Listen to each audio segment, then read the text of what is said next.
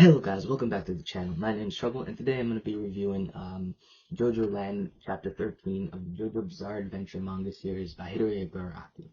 This week's chapter, we get a for the cover page we get a picture of the main group, or the JoJo squad, and they're all standing it with a loud rocking center, and they're all standing around it. And the title of the chapter is "The Absurd Event That Happened to Me That Year." And so we jump right into the chapter. Oh, spoiler alert for chapter 13 of the JoJo Land. We jumped into the chapter and we see some kids in phys ed class at school playing volleyball. We hone in on one specific kid who gets the ball, and the other kid tells him to knock it back. He knocks it back too hard. He hits the ball too hard and accidentally hits one of the girl in the pool in the face. And they at first all of the kids laugh, but then we realize that the girl did not take it so well and threatens him. Um, she hits the ball back to hit him in the face, and then she says to them, "Try that again, you asshole, and I'll fucking kill you." Even in this boring ass phys ed class, we sure as hell ain't winning anything with you on our team. What are you even doing here? I wish you would just disappear, like from the world. Yeah, so that's pretty dark, pretty fucking dark. So we see after school, we then cut after school, and we see the kid, going home on the bus. The kid walks onto the bus and he's trying to find they trying to find a place to sit on the bus, but all of the other kids are telling him no. But he eventually finds some place to sit on the bus. He sits down on the bus and accidentally sit on the ice cream, and we come to find out that the seat that he sat on, or the seat that he's sitting in, is the seat of the girl that was bullying him earlier in phys ed class. She comes in and she assaults him. She assaults him and she tells him, because he sits on her ice cream, she tells him to get off the bus and buy her a new one. And she tells him to do it now. A teacher comes in, and then the teacher tells us, or gives us, the acknowledgement of who the child is. We learned that the child is, or the young child is, actually Dragona, our the brother of our main JoJo of part 9. And the girl is bullying her, and she takes out this weird thing. I think it's called an eyelash roller, and she starts to cut him with it, right? She starts to cut him with it, and she starts to physically assault him, like, and I mean, like, physically assault him, right? And right in the middle of this assault, that's when we see a young Jodio walks onto the bus. A young Jodio walks onto the bus, and activates November Rain. November Rain hits the girl, and both the Jodio, and after a little scuffle of everyone trying to figure out who this kid is, both Jodio and Dragona leaves and decides to walk home instead of taking the bus. Jodio asks Dragona, "Hey, were they bullying you?"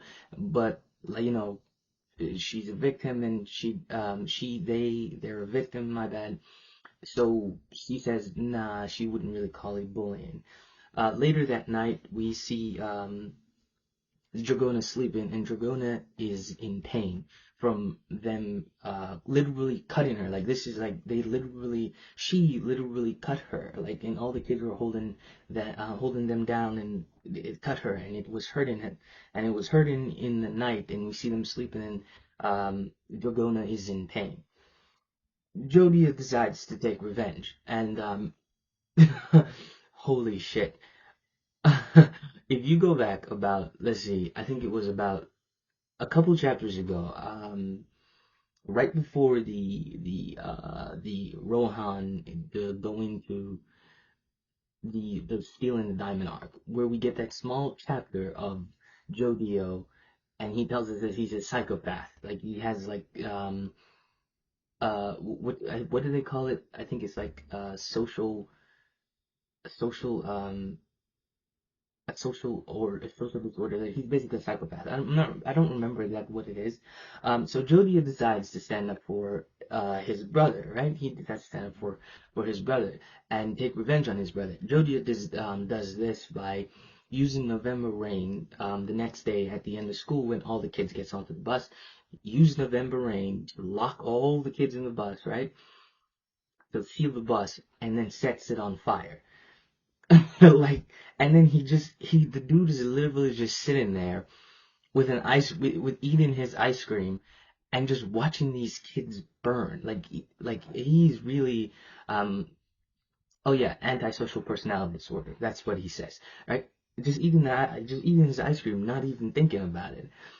We go home. Okay, so we cut back and we see Dragona. We learn that Dragona actually didn't go to school that day, so because they were sick, so they didn't go to school and they were safe from it. Dragona confronts Jodio about the whole bus setting on fire and tells Jodio that they know that it was him, and they know that it was him, and and they promise that they're never going to say a single word about it, and they're never going to talk about it again. And Dragona promises Jodio to get stronger. Um, they hug it out, and promise they will keep it a secret just between them. They won't even tell their parents about it, right? And actually this is when their stand fully awakens, and we see Dragona gives a stand name that we know. She names theirs Smooth Operator, and Jodio's um, November Rain, right? And then shortly after that, we cut to Jodio's Barbara Ann, and if you remember, that's Jodio's and Dragona's mom. She's explaining that her dad left, and it was because he got fired from the insurance company, and says he couldn't live in Hawaii anymore and moved away. And we learned that all this is actually tied to the bus, because the insurance company that the dad worked for was tied to the would had to pay off the bus, and he had to pay off an inordinate amount. And the reason why is that girl that was bullying Dragona parents actually owns the bus company, so they, because of like basically the abuse of power, their dad had to pay. They passed all the blame onto his dad, and their dad had to pay off all of that debt, that millions of dollars debt, which got him fired, so he left the island. And now it's just them and their mom, and now their mom has to get a job. Their mom had to get two jobs working into the night, which made their family weak and made their family a prey, because now all the gangs in the neighborhood started taking notice of this and coming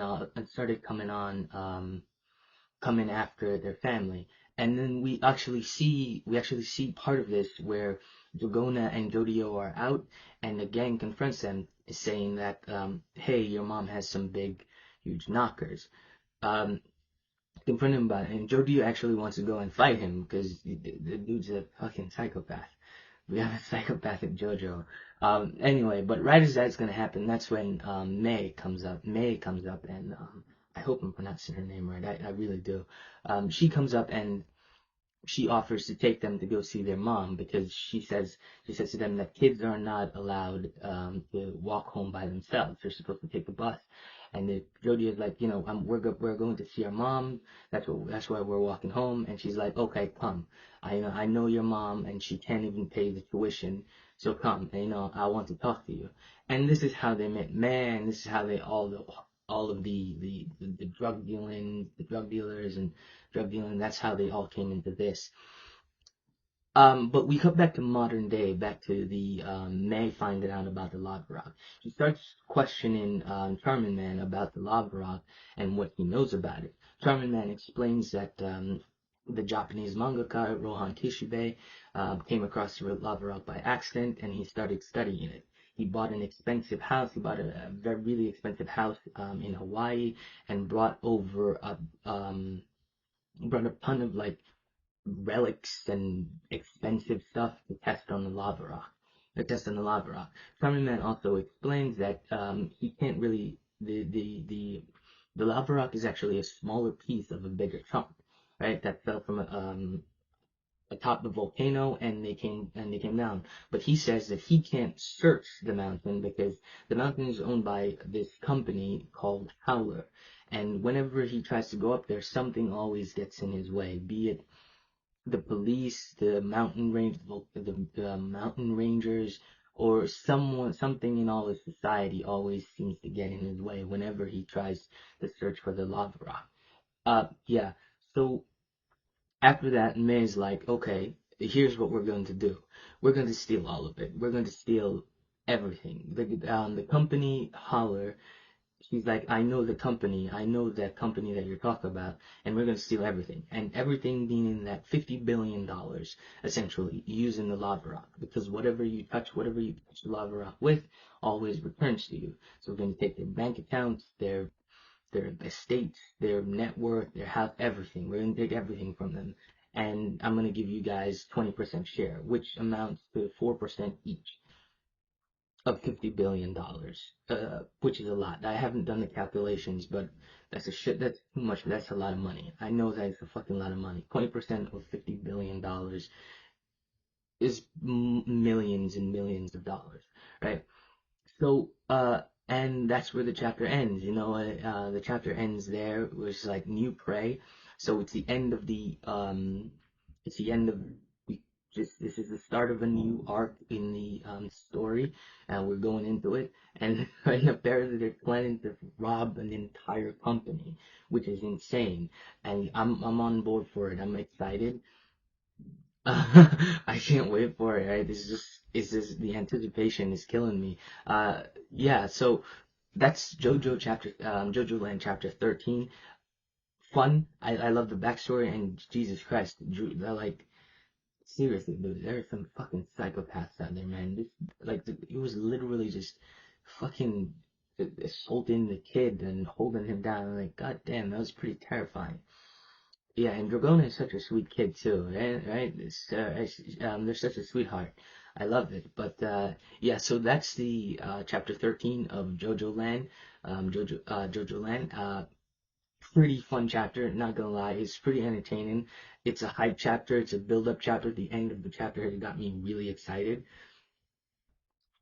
Let's see where this goes, right? I'll do a review of chapter 14 when that drops. Thank you guys for watching, and bye bye. I'll talk to you in the next one.